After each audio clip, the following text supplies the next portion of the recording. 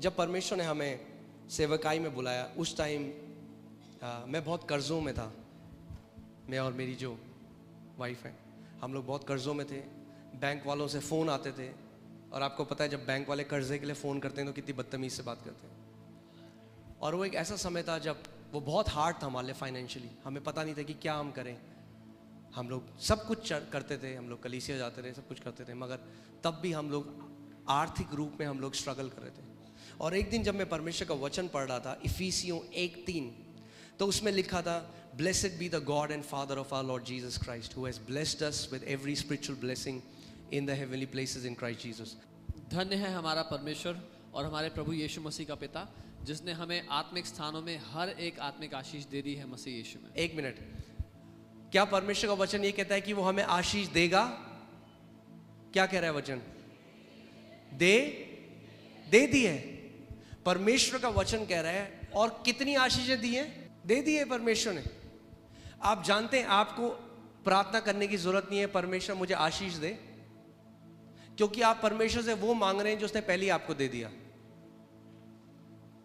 God bless me, अगर आप ये प्रार्थना कर रहे हैं, परमेश्वर कह रहा है पहले ही मैंने कर दिया है। मगर क्या कह रहा है वो, मेरे लोग क्यों नाश हो रहे हैं? मेरे वचन के ज्ञान की कमी के कारण। जब मैंने ये वचन को पढ़ा तो मैं रुक गया। मैंने कहा परमेश्वर, आपका वचन तो कह रहा है कि आपने मुझे सारी आत्मिक आशीषों से आशीषित करा है, फिर मेरा जीवन ऐसा क्यों है? तो मैंने एक निर्णय लिया।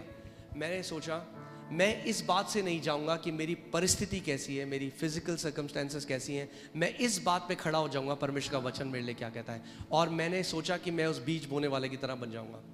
सो मैं कमरे में गया, मैंने दरवाज़ा बंद किया, और 3 घंटे तक मैं केवल इस आयत को बोलता रहा। 3 घंटे तक।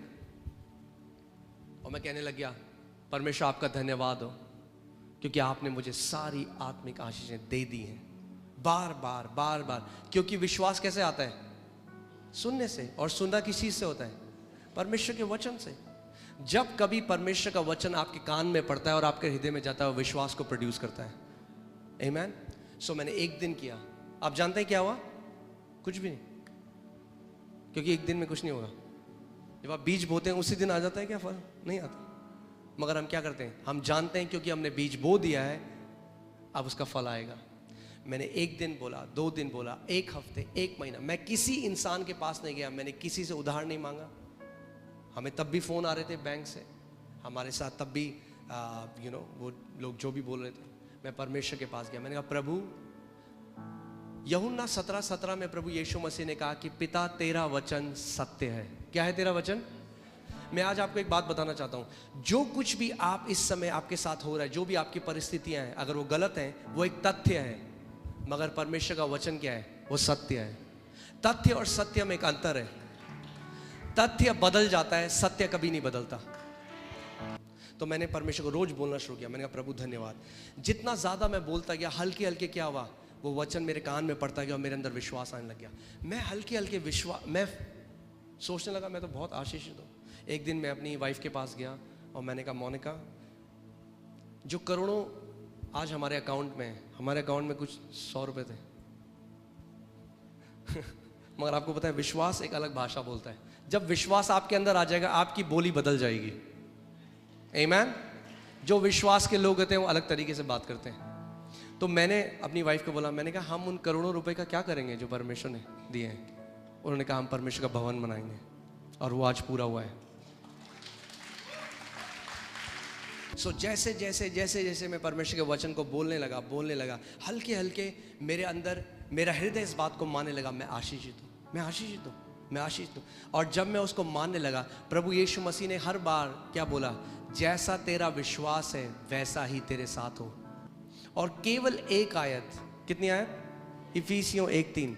ना केवल उसने हमें गरीबी से बाहर निकाला, हमारे कर्जे मिटाए, मगर मैं आपको बता रहा हूँ आज हम एक बहुत आशीषित जीवन जी रहे हैं केवल इस वचन की ताकत के द्वारा। और मैं बताना चाहता हूँ ये आप सब के लिए है, ये वचन आप सब के लिए है। उसने हम सबको सारी आशीषें आत्मिक स्थानों में दे दी हैं। Thank you for tuning into today's video. We hope this video has blessed you. Please share it with your friends and loved ones. Make sure to subscribe to our channel like and press the notification bell. This will keep you updated with our latest sermons and teachings. Thank you.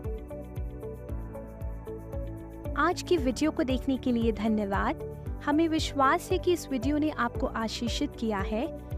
इसे अपने परिवार और प्रियजनों के साथ बांटें और हमारे channel को सब्सक्राइब करना ना भूलें, जिससे कि आपको हमारे आने वाले सर्मन्स और शिक्षाएं मिलती रहें। धन्यवाद।